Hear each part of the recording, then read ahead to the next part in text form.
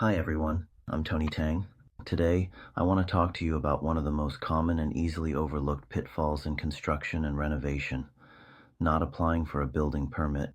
A lot of homeowners think it's troublesome and time-consuming, so they don't apply, but in fact, the consequences can be very serious. First of all, there are safety risks. If the project hasn't gone through approval and inspection, then its plumbing, electrical work, structure, and fire safety may not be up to code, which poses significant risks for future living.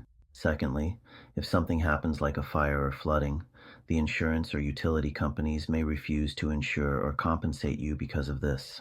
Thirdly, if the city authorities discover it, they may issue a stop work order, impose fines, or even require the removal of the unauthorized work. For example, recently in New Wenhua, there was a 6.7 million luxury home with a second unit that hadn't applied for a building permit. In this case, the city required its removal and imposed a fine.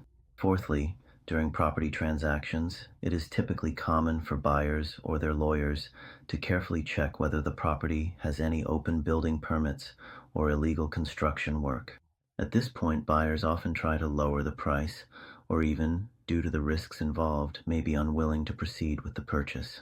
Another point is that when the bank conducts an appraisal, they may refuse to approve a mortgage for illegal renovations, or the rental income from such units may not be recognized.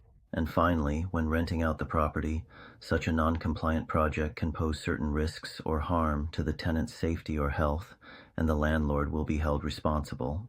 Sometimes tenants may use this as leverage to threaten the landlord, putting the landlord in a very passive position. So, I strongly recommend that everyone apply for a building permit during renovation and construction to avoid falling into this trap.